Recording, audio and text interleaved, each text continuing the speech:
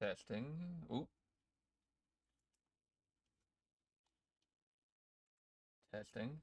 Testing. Let's see.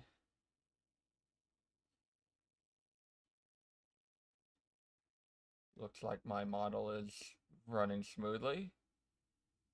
No jitteriness. Sweet.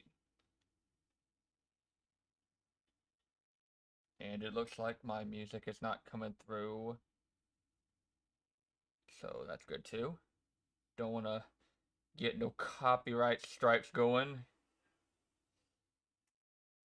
But at the same time, it's nice to listen to a little bit of music while I'm doing my thing here, speaking into the void. I'm calling it a void for right now just because, I don't know if I got no one in my viewers and stuff like that. I don't know who all's out there, so yeah. So I figured this is as good as time of any to sort of, I guess, go over the new model and all that stuff. Like, I know I've had a video or two as far as this model, well, short video and stuff like that, and, I made a big ol' video as my first thing going be like, am I a real dude VTuber man on the internet? Is this skeleton boy real on the internet?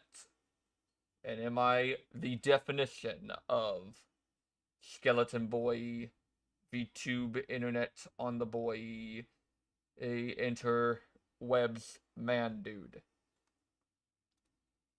And if any of that made sense to you, congratulations. You're partially insane because that was a cluster of words. Unless you, like, understood, being real and whatnot, because I'm using something different than most people are. In that case, yeah, you probably heard right. So, yeah. So, the model. I have a Blender model as my VTuber model, which is really freaking cool. And as you can tell, I can do boop boop boop boop doop boop doop doop doop doop doop doop doop. I could do that kind of thing. So I can move, and it looks like I'm turning my head, I'm doing the movements and, going whoop, doop, shoop, doop, ba ba ba ba ba ba. And, I got some light movements going here, like, some like breathes and breaths and all that going on here. So, to sort of kind of explain how this is all working, actually, it might be a little bit easier to explain how this is working by showing you. So let's see. Since it's Blender, I can kind of show you everything from overlays and stuff like that. So, wabam. Wabam, wabam, wabam, wabam, wabam. Wabam, wabam, wabam, wabam, wabam, wabam, wabam, wabam, wabam, so, if some in the audience, or if there's, anyone watching this that's wondering, how do you get Blender to make a virtual skeleton boy thing work in here? Skeleton boy, skeleton man, go in here.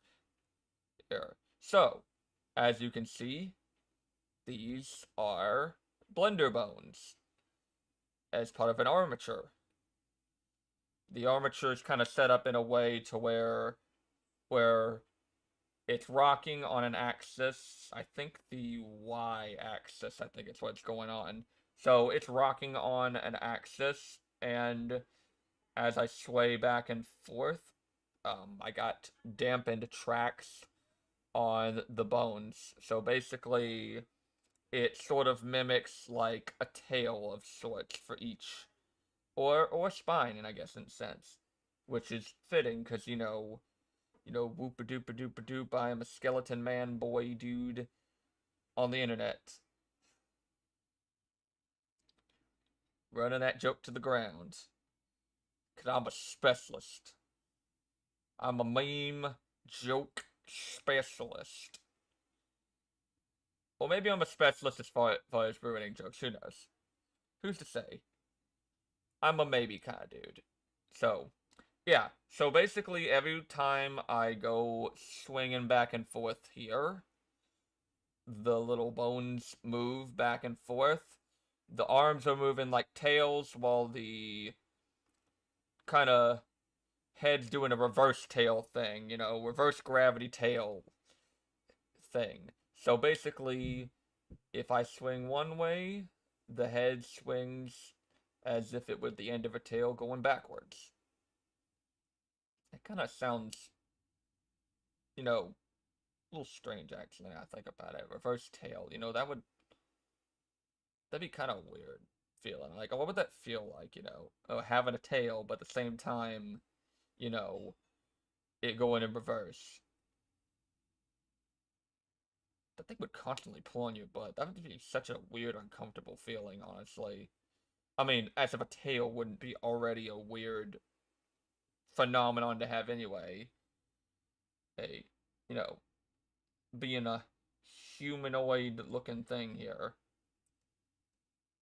But yeah, so basically, we got swingity, swingity, swingity, swingity, swingity, swingity, swingity, swingity, dampened tracks to where the bones are at different weights. So basically, top arm bone is kind of has its own weight and weight distribution going on here as well as everything else. And same goes for the mouth, the upper body and all that stuff. Like the upper body is like two pieces. So basically it's basically all connected by the bones, and each one has their own distribution, so that every time I sway one way, it sort of mimics the motion and bending of the human body. With some, things that I'm having to kind of account for with being on Blender and kind of having the limitations of my knowledge on Blender at this point, which is, I mean, it's better than none, but at the same time, it's still fairly limited. Like, you're not going to see me designing 3D models anytime soon on Blender. I've tried that so many times, but I still have yet to kind of get that figured out. But I mean, hey, I got this thing running, so that's progress in itself. And I don't see a lot of Blender-based VTubing going on here. So I mean, hey, I'm doing something, okay? That's a milestone right there. But yeah, it's like, so models in how many parts? So head is like head, mouth, eyes, that's 3. Neck is 1 piece, that's 4. Body is 2 parts, so that's 6 parts. The arms are 2 parts as well, so that's 8 parts. And then I think a lower body, which is everything below that. Which I think I could probably show you that actually if I switch over into the other view. So basically, green screen under there. So if I want to put some, green screen stuff and everything. So basically, I gotta swing a swing a swing a swing a swing a swing a swing a. Doing a little hula hoop and dance. Probably grabbing at the worst angle of the model, but you know, this stream is as awkward as it's gonna get because I'm not exactly a great speaker by any means. Oop. Get that angle back going. Get that camera back up there. Being like old Scorpion from Mortal Kombat. Get over there. But yeah. Of course I can basically move this around. That's really all it can really do, but honestly, for what I need the model for, as far as doing, casual movements and stuff like that to, rhythmically go back and forth with my voice and everything like that, I can kind of, I can work with that, and I got it to where, whenever I go one way, model will slide back into place a little bit, which, I mean, it might not be the most ideal and realistic thing as far as movements and stuff like that, but, I mean, for what it is, I mean, it works. It's something. And of course, yep. Probably gonna get the realist version of this skeleton boy in these live streams. So, real time, real voice, real motions. And, perfect outlet for, just talking into a void here. Whether it be the mind void for me or the YouTube void, whatever gets, whatever I want to call it and all that. Since, oh, I came out of a, an idea landfill in a sense. In a sense, and, physically. I mean, one of my things that I did that led me to this point here was walked around what looked like a giant, what would you call it? Not a crap hole, but what is it? Landfill. I just said that a second ago. Darn it. I'm forgetting words. But yeah. Skeleton Boy came out of a landfill of ideas that, left behind to the sands of time. And I was just like, nope, not gonna do that. So I grabbed a bookcase and was like, Wii. What kind of Wii? Not a Wii, not a Wii U, not a Nintendo Switch that works like a Wii, but fly up in the air and went Wii. And basically ended up here. And using whatever I can find around my environment to talk about really cool shiznits. Oop.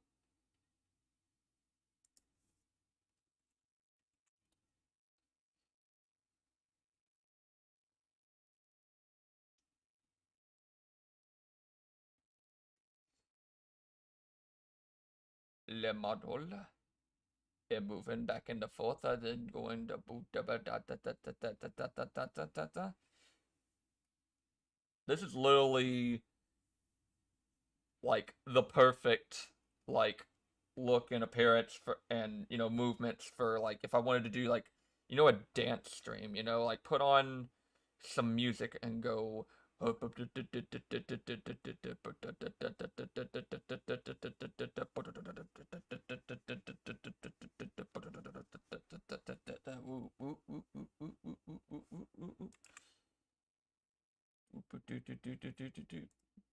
the shimmy now. Do the shimmy.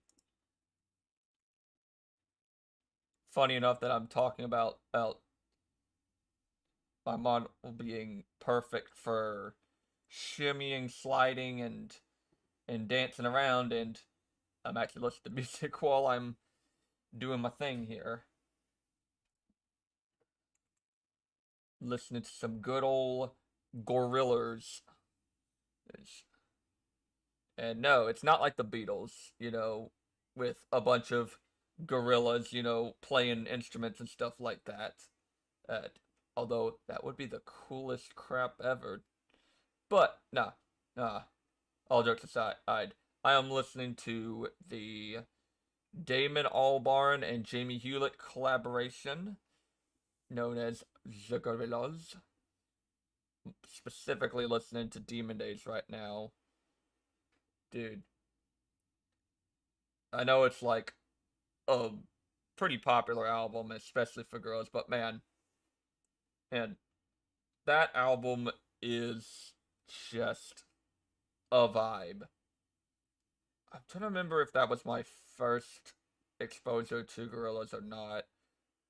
I want to say some of the popular tracks like Feel Good Ache and all that stuff, I think, were what I was shown first. But then I kind of got wind of them doing a sort of multimedia kind of collaborative effort as far as with how they do stuff you know, on the production side of things. So like you got like Damon Albarn doing stuff like the music and stuff like that, and getting all the musicians together and the collaborators and stuff together and kind of going in and making the music. But then you had people like Jamie Hewlett making artwork, working alongside Damon with music video producers and stuff like that, and animators and stuff like that, and making these really neat like music videos that also have like sprinklings of lore. And that's kind of how I got into the band. And then I want to say I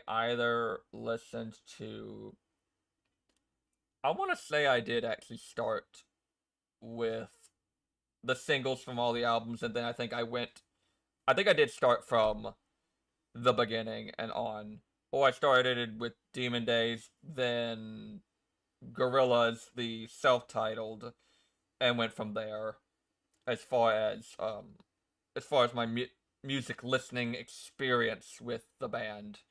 So basically, that's kind of where that started as far as me listening to that, and of course that leads to now, which is listening to Demon Days, and honestly, it is my favorite album. Honestly, as cliche of a pick as that may appear to be, but at the same time, I feel like cliches are there for a reason, and I feel like it wouldn't be so picked often as as the favorite Gorillaz album if it wasn't true. I mean, as far as quality, a lot of people really like this album, and I think I ended up really liking it as well. And I think as far as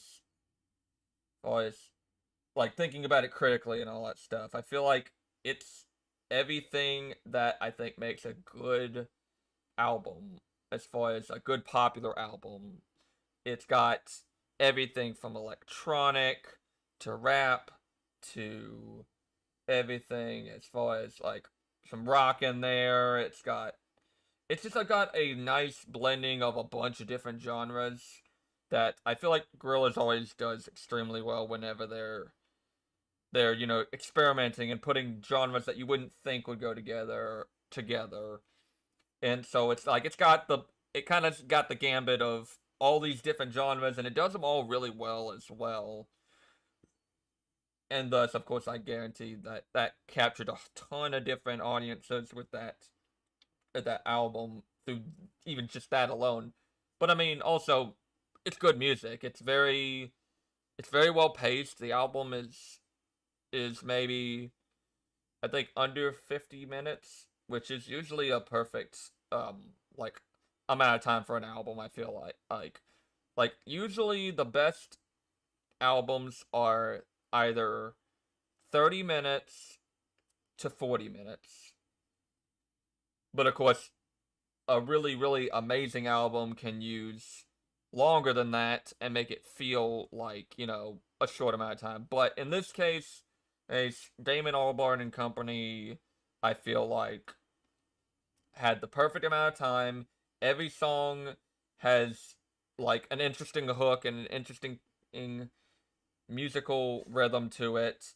They're not very long. I think that each song is like maybe, I think like 3 to 4 minutes, with maybe one or two that goes over that a bit. But basically, short, catchy, to the point songs. Really, really great art too. Like I think the art head in me is kind of like was drawn to the whole style of Gorillaz and stuff like that, and eventually getting into to Jamie Hewlett's whole art and stuff like that. Which, funny enough, I'd actually had a little bit of a brush with Jamie Hewlett's art in the past. Um, so I was really big into comics and stuff back in the day, and there were several podcasts that I watched that would come onto like iTunes, like when iTunes had like bunch of podcasts you could download to your computer for free, and basically there were several comic book podcasts. Like Comic Book Guys, I think was one of them. I could be wrong on the title of that. It's been so long since then. But um but basically a I'd heard about Tank Girl, which I also kind of like the art style for that but I didn't really get into looking into the art style and everything of Tank Girl, Gorillaz, and everything like that till Gorillaz, and until I was feeling like I was a more seasoned artist and all that. At or the very least, an artist that was better with my skills and better equipped to like research and study stuff of and had more of an interest in trying to examine other people's art styles and stuff like that, and really, you know, find more of my art style through studying other people's art styles. Because I feel like every art style that gets made is a collage of so many smaller elements of other people's art styles and stuff like that. So it's like mine kind of has a bit of Scott Pilgrim versus the World mixed with the hatching and shading of something like, let's say, like Berserk or Junji Ito.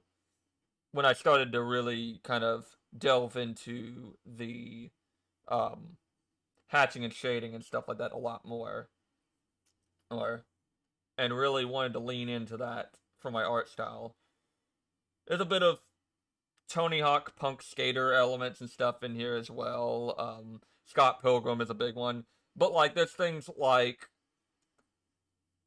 and Tim Burton and stuff like that. Like character proportions are usually sometimes they're close to Tim Burton style and stuff like that. I got a couple characters that are like that. But this model's probably a more closer to is actually kind of closer to probably Scott Pilgrim and stuff like that. And I don't know, this is such like there's the model proportions and stuff like that of like a Scott Pilgrim character mixed in with Tim Burton um skeletons and spooky stuff and all that. But and then just, all those little things, Miura and Junji Ito's kind of hatching lines and stuff like that, and I just kind of throw those artistic tendencies into a blender and turn it into this. And basically, and I guess you could also technically say VTubers and stuff like that kind of went into the mix here. Even though this kind of model I already kind of had, um, I'd already thought about it and was, in the consciousness for some time, because it's like I used to do short films and stuff like that that had this sort of 2D cutout animation style and stuff like that. And then of course I got into VTubers and stuff like that as far as like as a new interest in as far as like genre and stuff like that. So basically, then I was like, hey, another thing that's in the stratosphere out there that I can, that I could do and stuff like that. And then of course, I ended up implementing that and throwing that into my artistic repertoire of things and stuff like that. And now you got this thingy. Now you got this thingy after, saying, now I got this, now I got that, and then finally getting to a certain point to where I can say, yes, this is the point, the model. So basically, like that, it's just a bunch of different stuff combined together and all that stuff. And turns into a product. And bringing it back to Gorillaz and all that stuff with Demon Days, that's what Jamie Hewlett did for me as far as art and stuff like that. Like I really enjoyed his artwork. Had heard bits and pieces of Gorillaz in the past, and then fell down just a complete rabbit hole of stuff as far as with Gorillaz and stuff like that. Like I own just about every album. I don't think I own everything. I think there's a lot of B material and stuff like that that's out there that I think, and singles and stuff like that that I think are that haven't picked up at the moment. Like I have the first album. Actually, funny enough, I don't have Demon Days as far as on vinyl. Only reason for that being that the pressing was just completely whack. Now, I got a better vinyl player, so maybe it would probably run a little better if I bought it again, but I think after buying 2-3 copies of it and having to return them all, yeah, I was kind of done with that one for a little while. And I was like, you know what? Digital's good for me. If I find a CD, that's good for me too. And then I got Plastic Beach on vinyl. I got The Fall, and that's that kind of side album that kind of, I always kind of see those as kind of complimentary albums and stuff like that. Cause I feel like every album by Gorillaz has a complimentary album. So the first one I think has D sides, and then I think Demon Days had G sides. Actually, that may be the other way around. Hold on. Let me see if I can look that up on my other screen. Gorillaz D sides.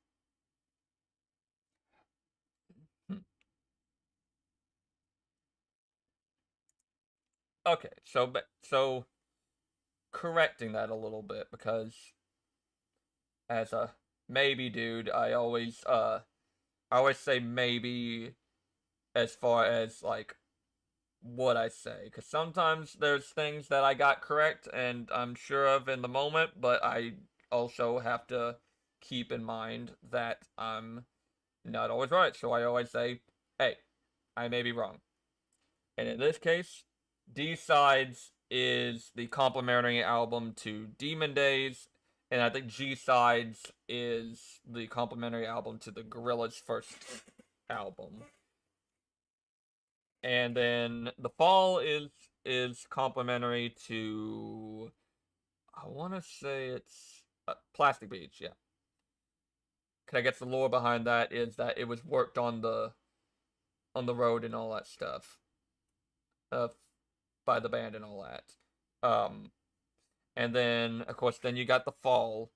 What? I literally just said The Fall. Oh, my bad. Whoops. But yeah, but no, what was the next album? The fourth album. I think it was a several year wait between that one and Plastic Beach. It was Humans. Now I remember. Humans. And then, while it's considered a full album, I do kind of consider the Now Now sort of material it's a full album. It's not it's not an unofficial official album and all the of I guess let me rephrase that.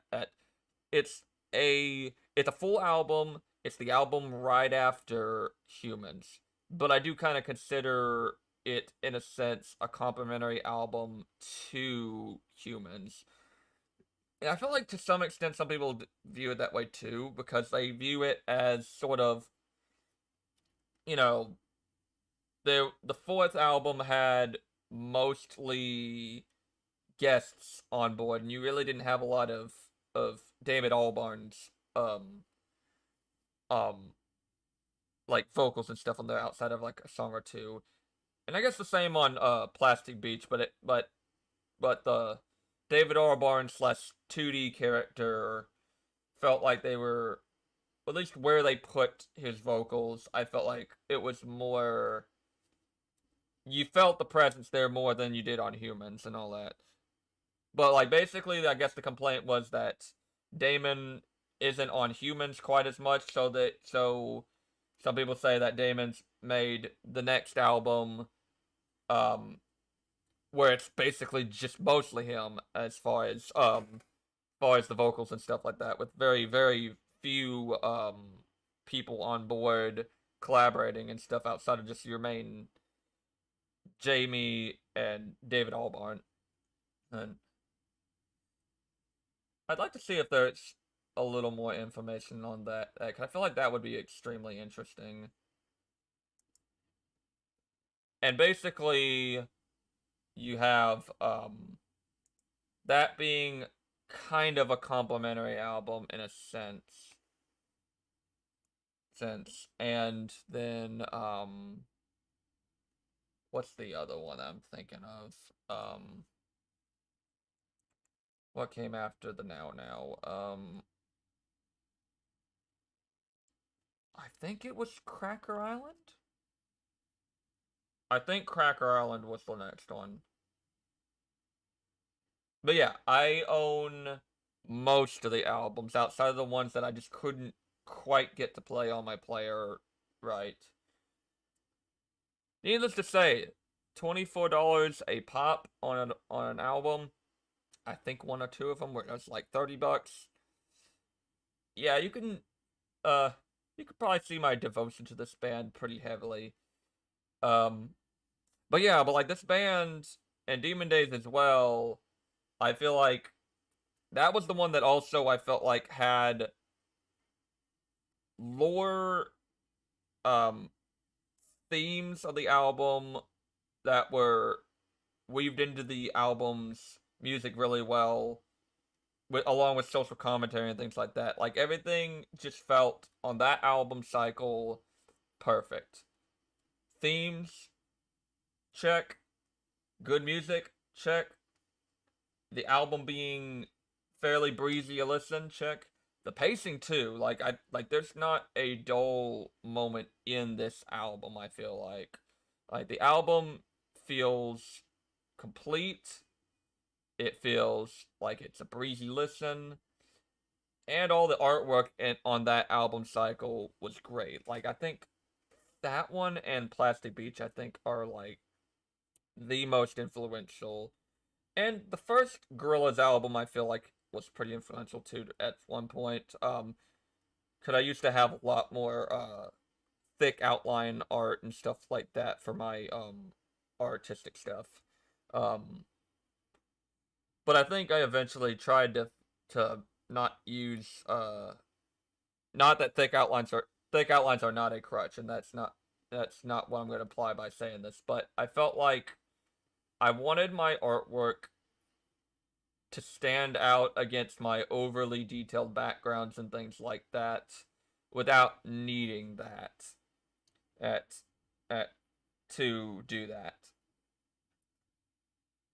And I still do a lot of thick outline art and stuff like that too. So viable artwork, art style, and everything like that. Very much so. But I felt like I also needed to hop off using that for my own self to kind of be able to make my artwork stand out more against backgrounds and stuff like that. Because I think,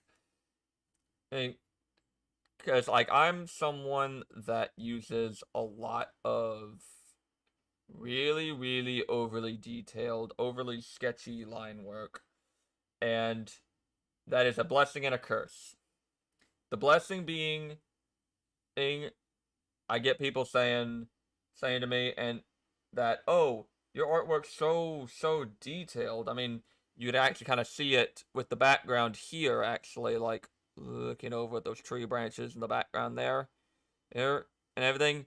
You can tell there's so many hatching lines and everything like that. That there's so much detail packed into things that I put in the background, which that's the blessing thing. I love that about my artwork, and I love that I can do that. But the downside, the curse, being that sometimes it makes everything in the foreground kind of disappear into the background. And that's kind of where I kind of had to figure things out with that. And I had to move away myself from thick outlines so I could prove to myself that that I can make my foreground character stand out without that, I guess. And be able to do both ways.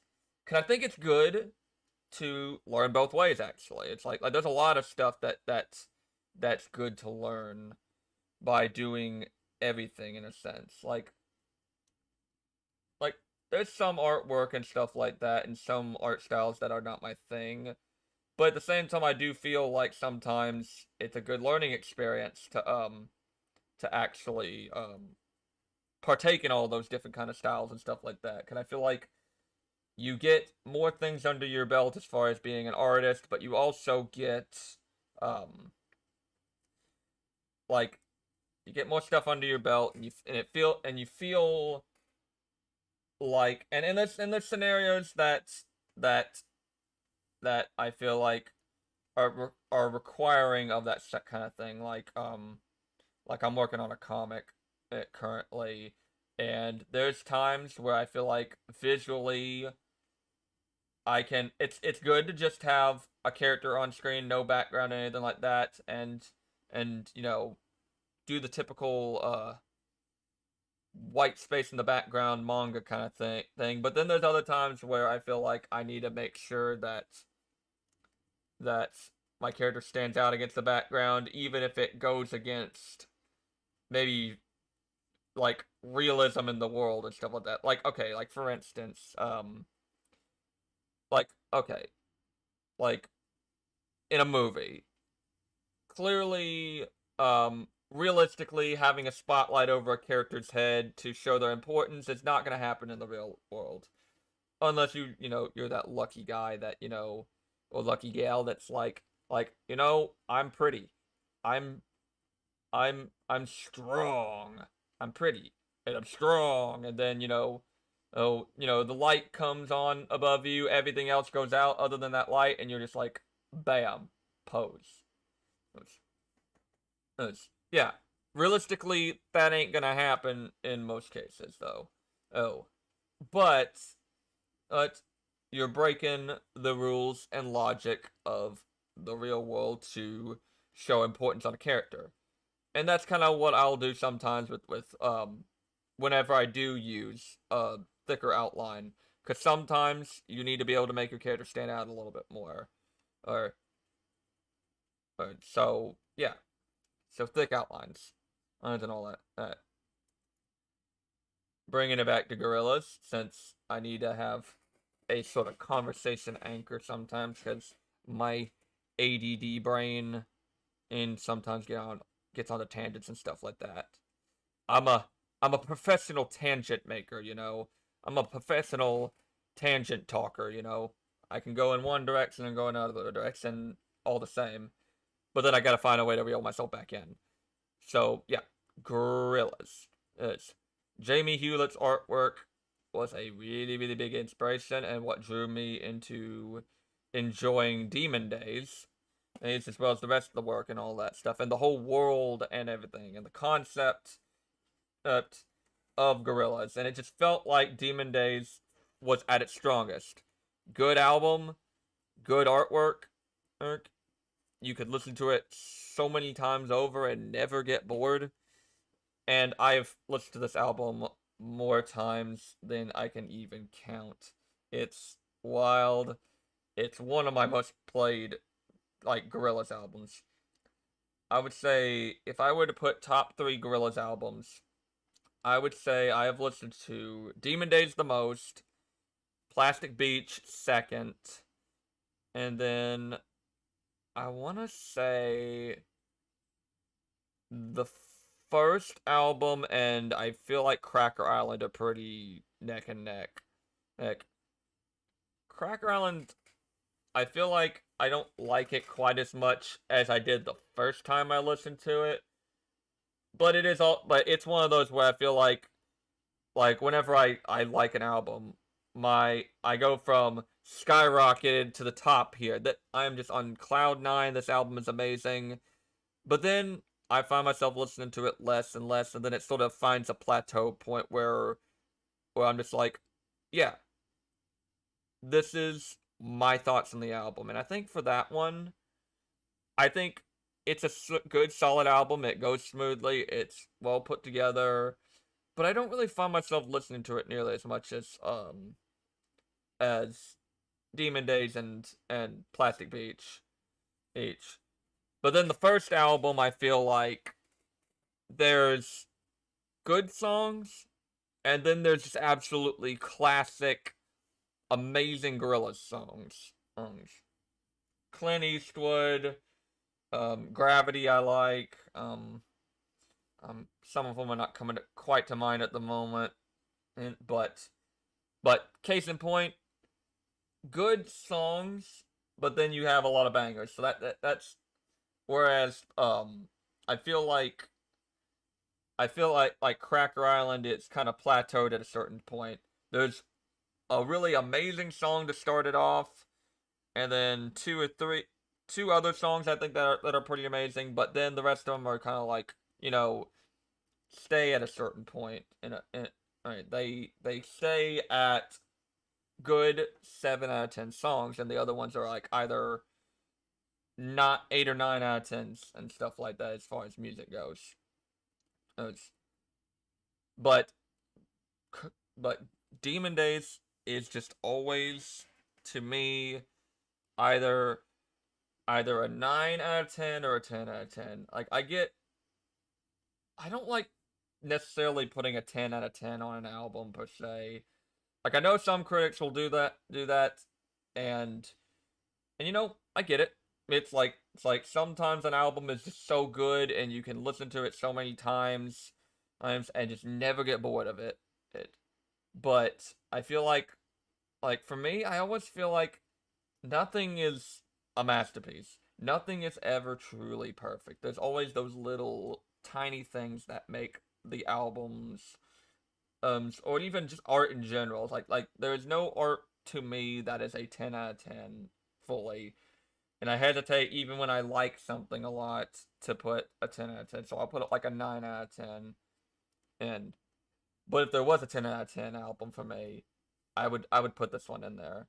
Cuz Demon Days is just it's just everything, and it's one of my albums that I listened to throughout college and absolutely still love to this day. The artwork has stuck with me, and it's just perfect from beginning to end with probably mostly perfect. Mostly perfect. Remember, not putting a 10 out of 10 on this album, putting a 9 out of 10 just to keep my you know what? You know what? 9.9 out of 10. And there we go. My loophole. I'll give it a 9.9 out of 10. Not a masterpiece. It's a 9.9 because very little about this album sticks out as being bad or even just okay. It's just all fun. It's all fun all the way around, and I am absolutely Damon Albarn's uh um what's the word that I could say As far as Gorillaz go, I'm definitely the B word of the Gorillaz. Alright, alright. That's just, I think that's just how I am with this band, honestly, because, like, there's really very little of their stuff that I can necessarily say I hate. And even the ones that I think are lesser albums, I still absolutely love. And even can find a lot of stuff about their art, about the artwork and everything, and even, and like Humans, for instance, that's the one that's the most controversial one, I think.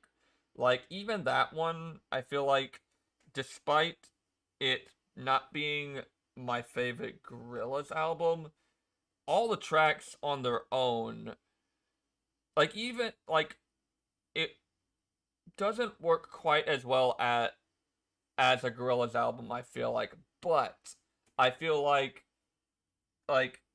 outside of the Gorillaz name, it would basically be a really, really solid pop album, honestly.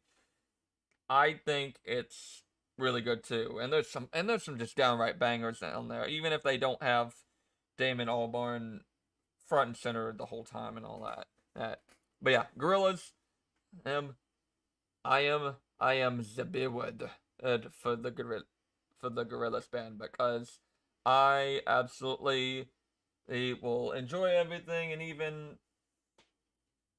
and even uh and it's like, and even if they don't give me a solid album, I'll be like, yeah, automatic 7. There is no 6 out of 10 for Gorillaz. Is is is yeah. Needless to say, a well, other than me controlling this model, oh, Gorillaz has me by the throat and just, perfect, here's a recreation of how much this band probably has me by the throat as far as music.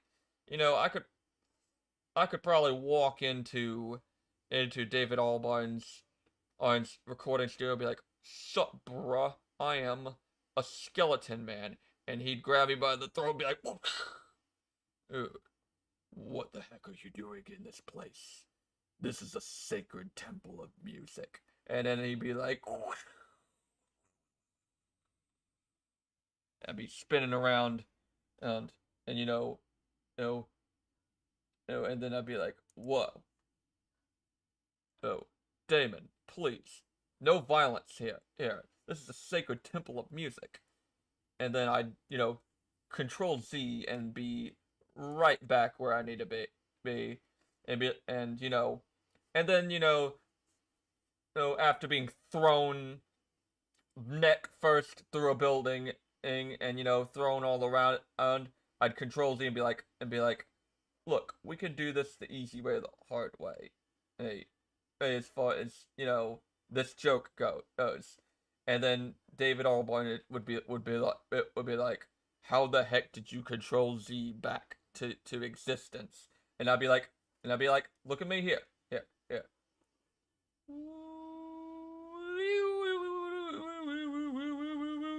Breaking the physics and laws of reality and all that stuff.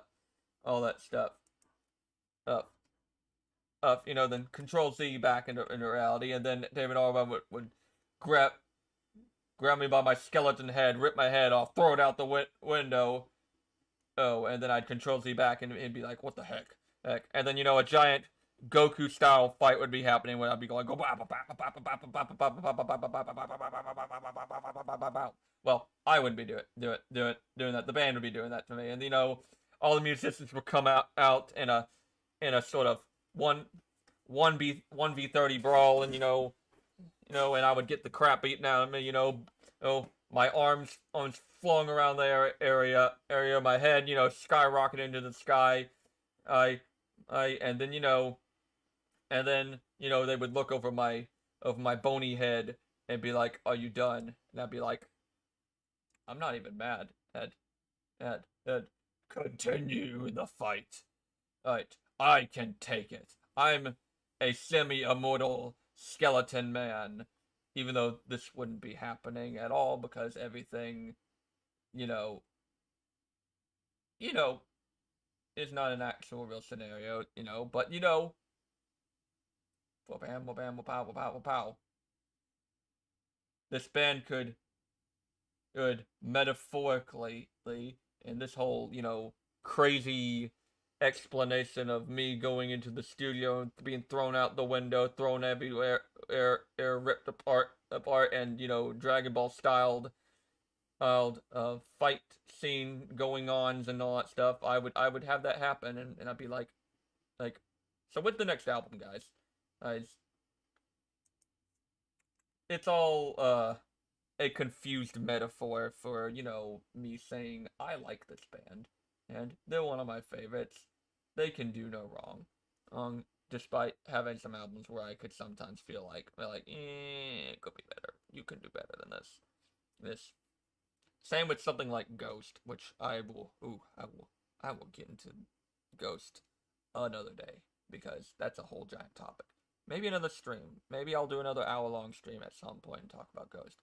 But basically, that's a band that I just about like every single album, and even their worst album, it's still pretty solid for the most part, or the very least, well, Phantomime is a Phantomonomonopia, whatever that album's officially called. But that singles album and that EP of that EP singles album of tracks and stuff like that are covers and all that stuff. That one is just kind of, you just kind of just did the same thing as the rest of as the band before you, other than one or two songs on that one.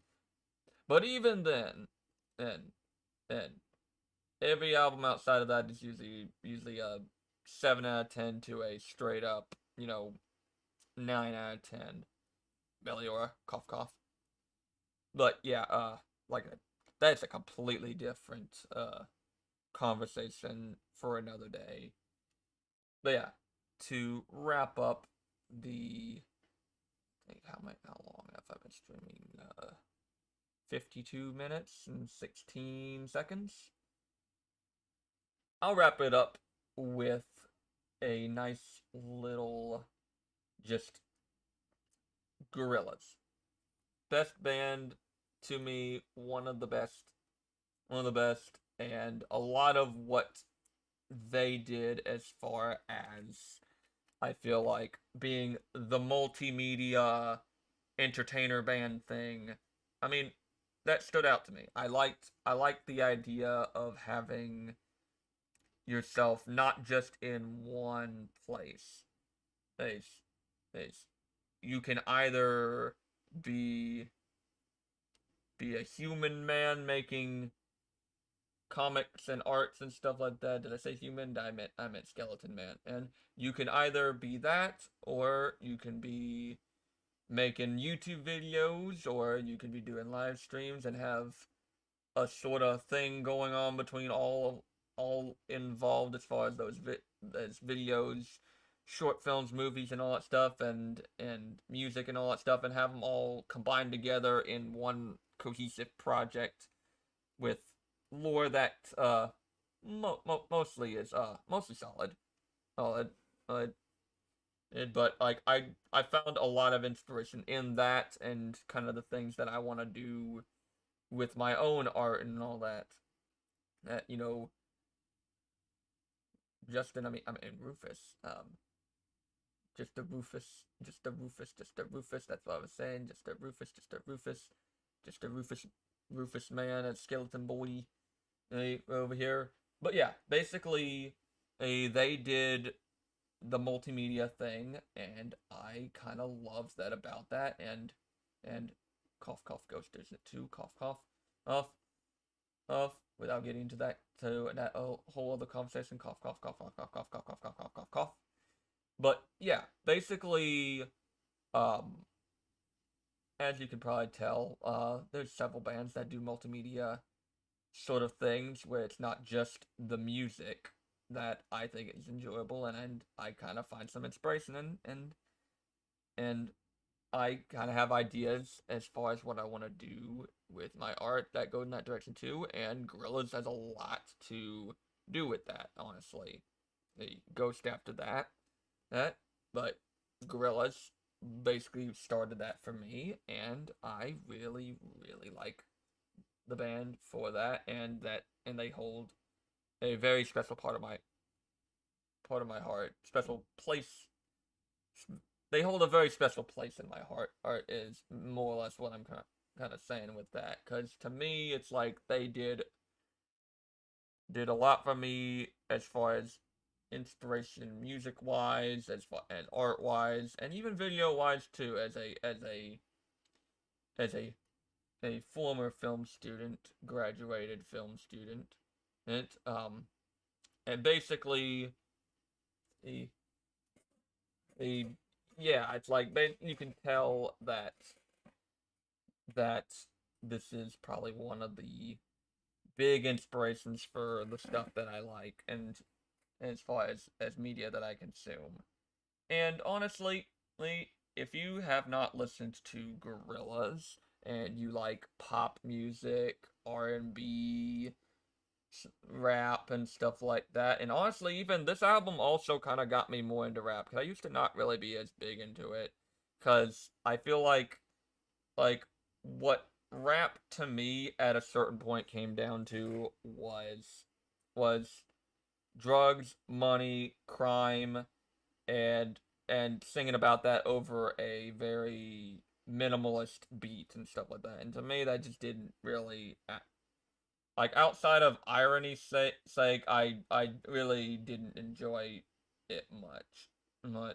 But Gorillaz introduced me to a lot of different stuff, like Dale the Funky Homo Sapien, MF Doom, and then um, tangentially, eventually I would listen to stuff like Kendrick Lamar, Kanye West, um, and then clipping is another one that's pretty interesting as far as the art, rap and R&B and stuff like that. That that I think Misery and Splendor specifically, because it's like a space sci-fi themed rap album and all that stuff.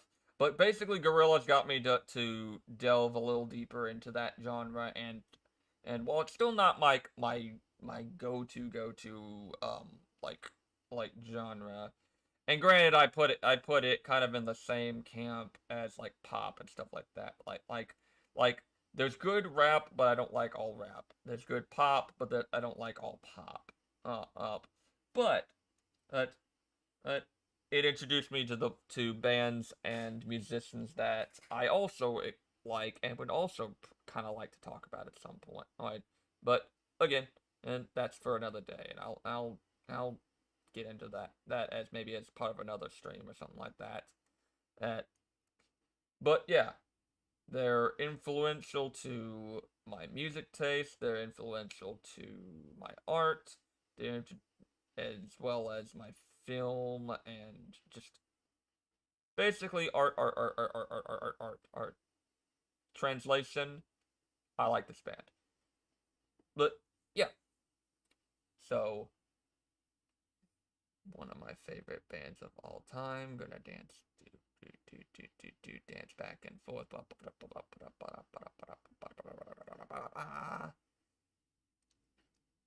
And I guess I can end off the last couple minutes of this stream with relating. How do I relate Gorillaz to the model outside of the art? Because I've already talked about the model and all that stuff as far as its art and sort of the influences and stuff. But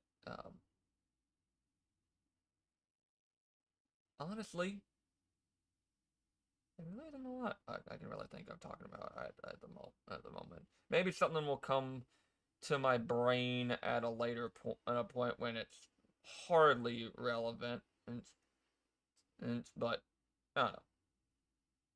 No. But I guess I can kind of give a little bit of an update as far as where I plan to go with things on this channel from here on. I still want to do YouTube videos. Streams aren't going to take over that. If anything, the streams may be a every now and then kind of thing. Like I may do. I'm still thinking about it. Like maybe I'll stream on a Saturday on a Saturday, or maybe someday in the middle of the week, just depending on what I got going on that day. Um, it just depends on what happens in the first half of my day, because this is definitely not my only revenue stream, and if it was, I would definitely be probably in some hot water, because this channel is fairly new. It's not making the same kind of money that I would be if I was doing a normal job, which I have, and that's kind of where most of my focus will need to go to, if need be. If need be. Which, well, that's technically a need. That is going to be where most of my stuff goes. But if I have time during the day, like if I have some time off or whatnot, on a day, maybe I don't have to go in because maybe the boss man doesn't have me on call for the day or whatnot.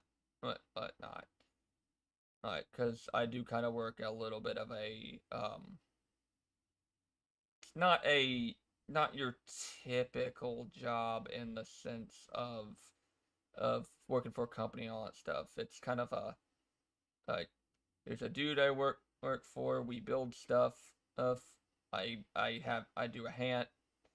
I'm a gopher for if they need tools and stuff like that, or nails and things like that. That and that's what I'm doing in my spare time. I say spare time. This is my spare time. That's basically my main job, and and if that and that's something that will be taking up the majority of my time, but I will try to make streaming a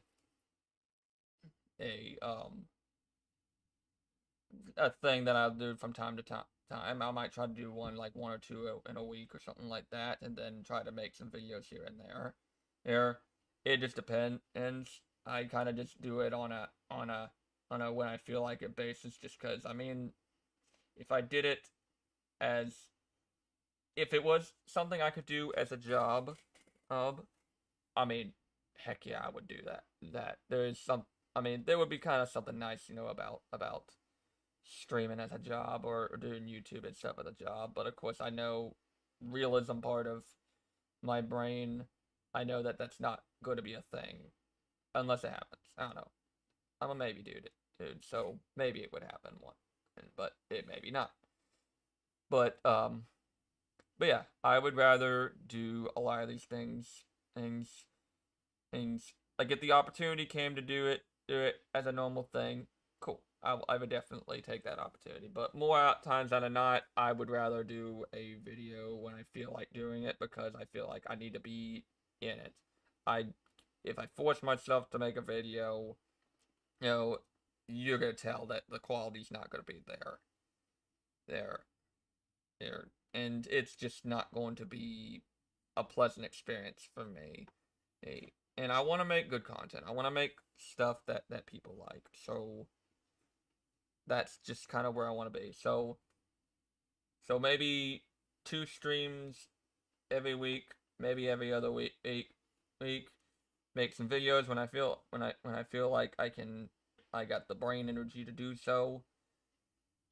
And yeah, and I want to do some other projects and stuff like that. Like, I put out an album on my channel.